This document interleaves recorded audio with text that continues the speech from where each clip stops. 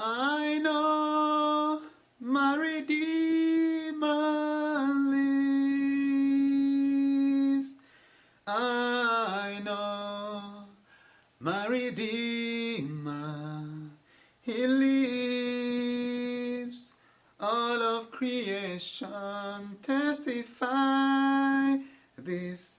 Life within me cries, I know my Redeemer lives.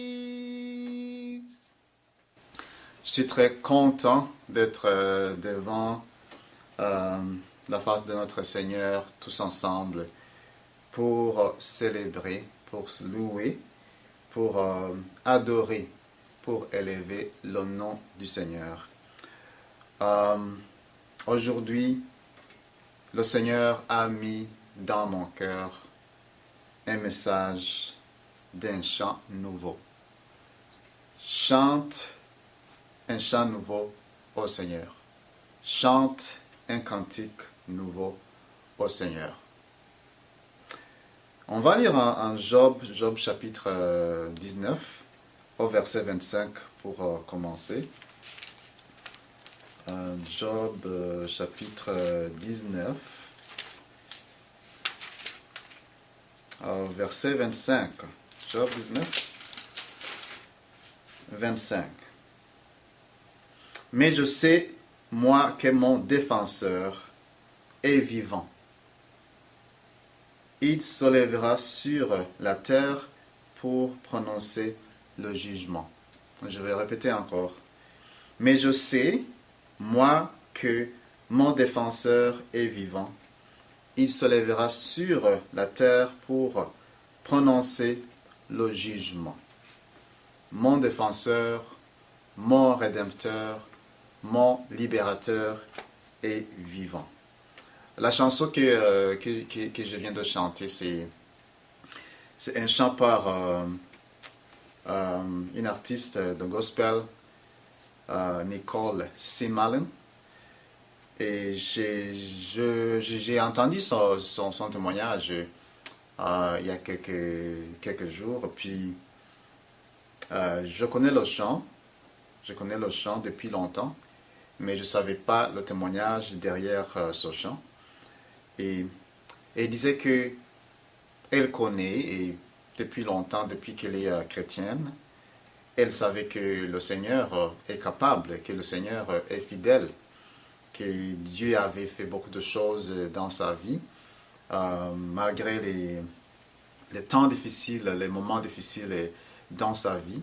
Elle savait sans doute que le Seigneur était capable. Mais il y avait des temps où ça a été très dur dans sa vie, comme ça peut être dans nos vies. Et puis, elle traversait des moments très très difficiles dans son mariage.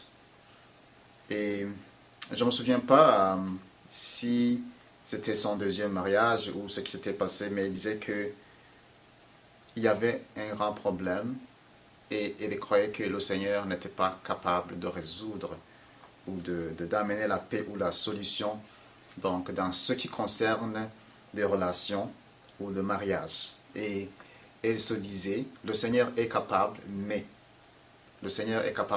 cette situation me semble difficile. Ce n'est pas la première fois que je traverse cela. Et elle a connu des abus dans son mariage. Elle a été maltraitée. Et ça lui a bien sûr amené des conséquences qui n'étaient pas aussi plaisantes dans sa vie. Alors, donc dans son coin, la grandeur qu'il voyait du Seigneur, même si il savait que le Seigneur était capable, était limitée pour lui. Il disait, le Seigneur peut faire tout ça, il peut guérir les malades, il peut faire des miracles. Mais c'était comme s'il était convaincu que l'ennemi l'avait déjà dit et il avait cru que le Seigneur ne pourra pas faire quelque chose dans son mariage. Et quand elle pensait à tout cela, le Saint-Esprit l'a amené dans Job, là on venait de lire, en Job 19, 25. Mais je sais, Tu vois, il y avait toutes ces choses-là. Il y avait une situation que Job traversait. Lui aussi. Il avait tout perdu. Il avait perdu ses enfants, il avait perdu euh, ses, ses- ses serviteurs, il avait perdu son bétail. Il était resté seul avec sa femme qui aussi l'a encouragé à prendre sa vie. Et il a dit, malgré tout ce qui se passait autour de lui, il y avait aimé, mais je sais. Il connaissait que tout ce qui se passe autour de lui, ce n'est pas ça qu'il voit. Mais il savait qu'il y avait quelque chose de plus grand, quelque chose de plus puissant que sa situation. Alors c'est là où il a dit, mon Rédempteur est vivant. Et Nicole Simalan aussi, le Seigneur, le Saint-Esprit l'a amené dans cette parole et il disait, j'étais assis et j'ai senti une force extraordinaire.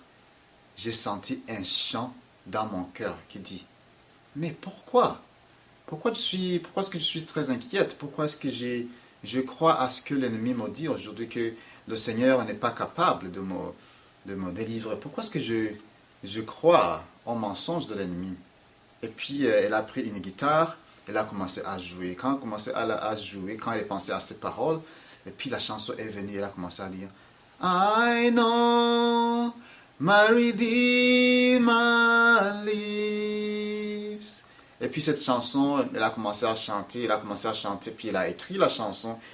Et vous savez, cette chanson n'a pas juste transformé sa vie et changé son mariage, mais aussi ça a touché des milliers et des millions de personnes sur le globe. Et ça a commencé par un chant nouveau dans sa vie. Un chant nouveau, un cantique nouveau. Ici, quand on parle d'un cantique nouveau, ce n'est pas nécessairement juste un chant, mais c'est aussi les paroles. Qu'est-ce que tu chantes dans ta vie? Qu'est-ce que tu prononces dans ta vie? Tu vois, et est-ce que c'est ce que tu vois autour de toi? Est-ce que ce sont des choses qui t'entourent et qui définissent ce qui sort dans ta vie, c'est ce qui sort dans ton cœur, ce qui sort dans ta bouche? Qu'est-ce que tu confesses aujourd'hui? Qu'est-ce que tu proclames aujourd'hui? Est-ce que tu proclames la vie ou bien tu proclames la mort? Nous avons des temps de bonté, nous avons des temps où les choses ne vont pas bien.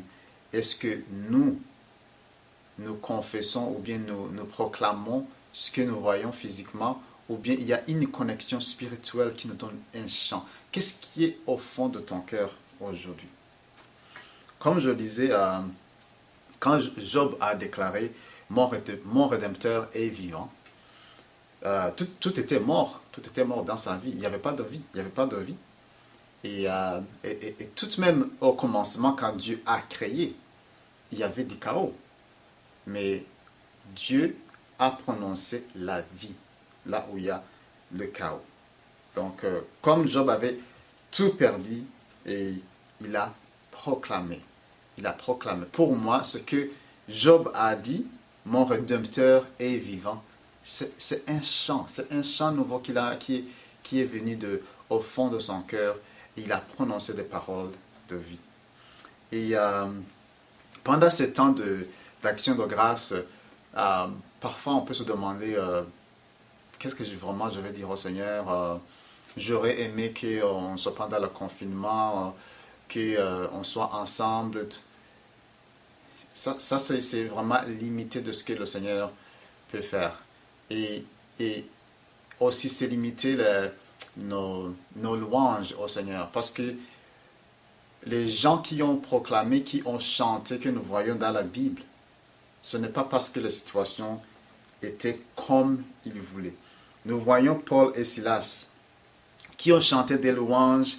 Ils n'étaient pas libres, mais les chants qu'ils ont chantés dans la prison, la gloire qu'ils ont offerte à Dieu les a rendus libres, vraiment libres. Donc c'est au milieu des doutes que nous voyons donc les auteurs des livres de la Bible, de quelques chanteurs ont pu produire donc des chants et puis de l'espoir, des paroles prophétiques et des témoignages qui ont touché le monde entier.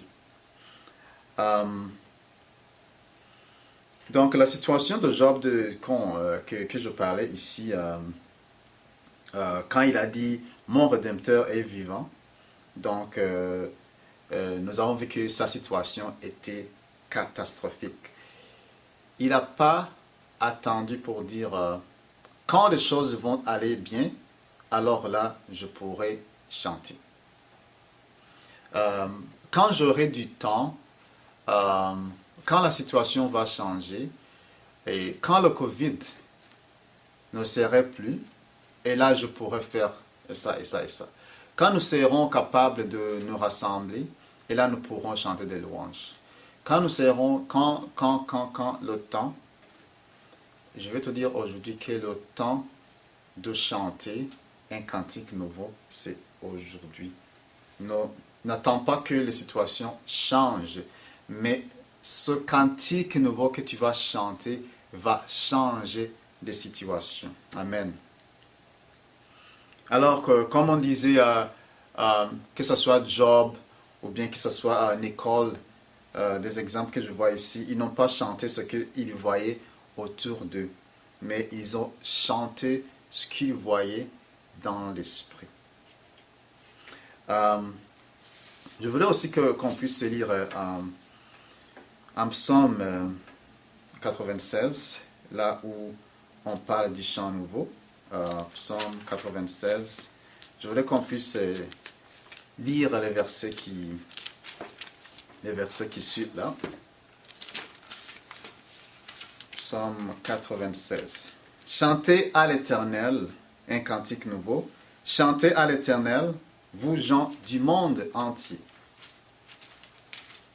Chantez à l'Éternel et louez-le pour ce qu'il est. Annoncez chaque jour la joyeuse nouvelle de son salut. Oui, publiez sa gloire au milieu des nations, Racontez ses merveilles chez tous les peuples. Car l'Éternel est grand et comblé de louanges, et il est redoutable, bien plus que tous les dieux, inclus coronavirus. Car tous les dieux des peuples ne sont que du néant, alors que l'Éternel a fait le ciel. Splendeur et majesté rayonnent de son être, et puissance et beauté ornent son sanctuaire. Célébrez l'Éternel, vous, nations de la terre. Célébrez l'Éternel en proclamant sa gloire et sa puissance. Célébrez l'Éternel et son nom glorieux. Apportez vos offrandes, entrez dans ses parvis. Et là prosternez-vous, adorez l'Éternel dans l'éclat de sa sainteté, vous gens du monde entier, tremblez devant sa face. Proclamez aux nations que l'Éternel est roi. Amen. Aussi le monde est ferme, il n'est pas ébranlé. Dieu juge avec droiture les peuples de la terre. Que le ciel soit en joie et que la terre exulte. Que la mer retentisse et tout ce qui l'habite. Que toute la campagne et tout ce qui s'y trouve exulte d'allégresse. Que dans les bois, les arbres poussent des cris de joie devant l'Éternel, car il vient juger la terre. Il jugera le monde selon ce qui est juste. Il jugera les peuples selon la vérité qui est en lui. Il y a beaucoup de choses que l'on dit aujourd'hui. Mais qu'est-ce que toi tu dis aujourd'hui? Est-ce que tu donnes des louanges au Seigneur? Qu'est-ce que tu dis aujourd'hui? Tu sais, j'ai beaucoup entendu des gens qui disent que le coronavirus ne va jamais disparaître, qu'on va toujours porter des masques. Je ne sais pas où les gens trouvent ces choses-là, mais je ne pense pas que ça vient du ciel. Qu'est-ce que tu sais aujourd'hui? Qu'est-ce que tu sais? Je sais que mon Rédempteur est vivant. Est-ce que ton Rédempteur est vivant? Qu'est-ce que tu proclames aujourd'hui? Qu'est-ce que tu proclames aujourd'hui? Est-ce que tu proclames les choses selon la situation où tu es aujourd'hui? Ou bien malgré tout ce qui se passe autour de toi, tu choisis de louer l'Éternel? Tu vois, c'est vrai, nous aimons remercier le Seigneur, dire merci Seigneur pour les choses qu'il a fait pour nous. Mais nous pouvons chaque fois remercier le Seigneur parce que nous savons, nous projetons et puis nous voyons ce qu'il va faire. Qu'est-ce que tu chantes aujourd'hui? Alors, si tu chantes un chant qui ne te donne pas de la joie, si tu chantes un chant qui est un chant malheureux dans ta vie, j'aimerais que tu puisses changer et chanter un chant nouveau et chanter un cantique nouveau. Est-ce que tu chantes la panique aujourd'hui? Est-ce que tu chantes de la peur aujourd'hui? Est-ce que tu chantes du désespoir aujourd'hui? Ou tu chantes la rédemption? Ou tu chantes la guérison? Ou tu chantes la miséricorde? Ou tu chantes le pardon et des bons jours à venir? C'est vraiment très prophétique. C'est vraiment très prophétique. Sinon, on n'aurait pas besoin de la prophétie. Parce que la prophétie est là pour communiquer avec le ciel, la volonté de Dieu. Non pas la volonté de l'homme, non pas la volonté des maladies, non pas la volonté de l'ennemi, mais la volonté de Dieu. Nous allons encore lire un psaume, cette fois-ci un psaume 42. Psaume 42. Et ça va nous aider à faire notre choix aujourd'hui. Psaume 42, au verset 11. On va faire le verset 11 et 12. Psaume 42, 11 et 12. Mes membres sont meurtris, mes ennemis m'insultent. Sans cesse, ils me demandent, ton Dieu, où est-il donc? Où est ton Dieu? Ce sont mes ennemis qui me demandent ça. Alors, ici nous voyons une situation où l'ennemi, où les problèmes, où les défis de ma vie me demandent, où est ton Dieu? C'est quoi ma réponse? Regarde. 12. Pourquoi donc, ô mon âme, es-tu si abattu? Et gémis-tu sur moi? Mets ton espoir en Dieu. Je le louerai encore. Mon Sauveur est mon Dieu. J'aime ça beaucoup. Mets ton espoir en Dieu. Je le louerai encore. Ici, on dit, mets ton espoir en Dieu. Quand je parle du témoignage de Nicole, elle regardait la situation. Tu vois, elle regardait la situation. Donc, c'est ça. C'est comme si la situation lui demandait, où est ton Dieu? Où est ton Dieu? Où est ton Dieu? Et pendant quelques temps, elle avait choisi d'écouter la situation qui lui demandait, où est ton Dieu? Et elle disait, je ne vois pas mon Dieu. Il est capable, je le sais, je le vois dans la Bible, mais cette situation est vraiment très difficile. Où est ton Dieu? Mais, elle est arrivée à un temps, elle a dit non, non. Pourquoi donc, oh mon âme, es-tu si abattu? Pourquoi est-ce que je sois abattu? La situation n'a pas changé. Mais ce qu'elle a prononcé de sa vie, de ce qu'elle a prononcé sur sa vie, a changé.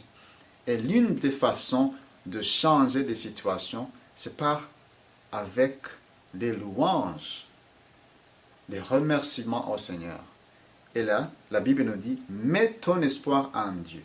Alors, si tu mets ton espoir en Dieu, l'une des façons de changer les situations, c'est louer l'Éternel.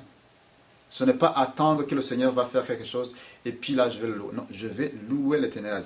Je le louerai encore, mon Sauveur et mon Dieu. Et quand je vais louer le Seigneur, je vais dire qu'il est mon Sauveur. Je vais dire qu'il est mon Rédempteur. Je vais dire qu'il est vivant. Je vais commencer à proclamer ces choses et quand je commence à les proclamer, ils vont venir. Ces choses-là, elles vont venir.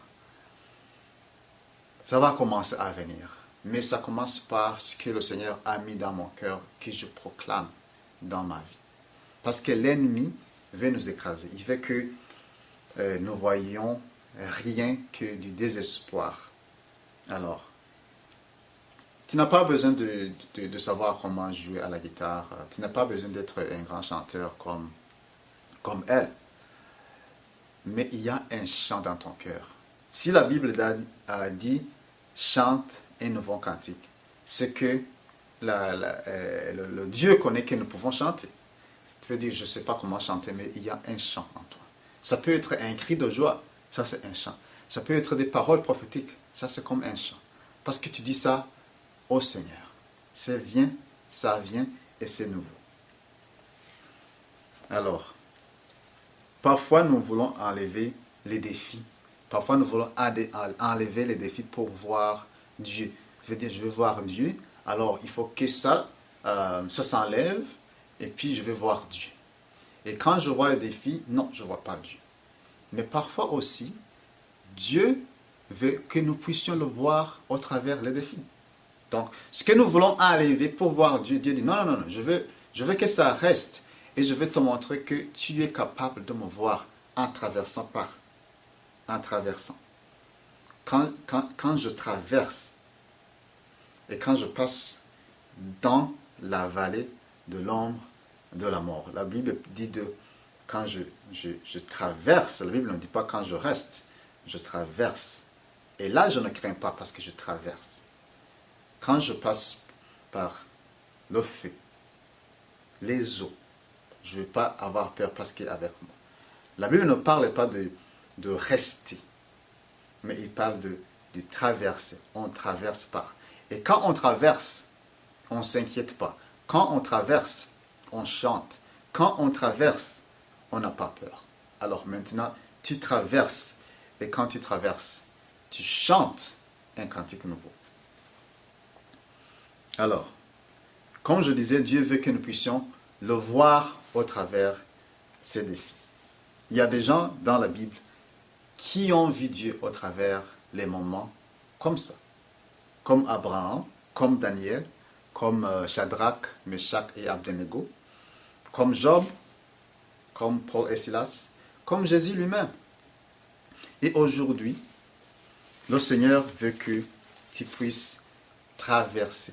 Il ne veut pas que tu puisses rester là, que tu puisses t'endormir là, que tu puisses perdre l'espoir là.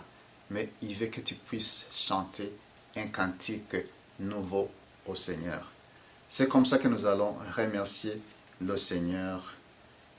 C'est ça notre action de grâce. La joie du Seigneur est ma force, dit la Bible. Ma force est dans la joie du Seigneur. Alors, comment est-ce que je vais avoir la joie? Ce n'est pas quand les choses vont changer autour de moi, mais c'est quand je vais commencer à louer l'Éternel. C'est ça la joie. Parce que la joie ne va pas venir de mes alentours. La joie va venir du fond de mon cœur. Alors je prie aujourd'hui que le Seigneur puisse restaurer la joie de ton salut comme David a prié. Et restaurer cette joie.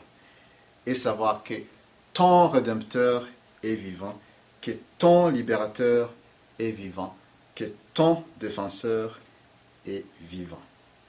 Alors, j'aimerais inviter tout le monde, en ce moment-là, de louer l'Éternel. Prends prends un temps pour louer l'Éternel. Élève tes mains et loue l'Éternel. Chante un cantique nouveau au Seigneur. Je vais prendre une guitare et puis nous allons louer l'Éternel. Nous allons prendre quelques minutes pour adorer et louer l'Éternel.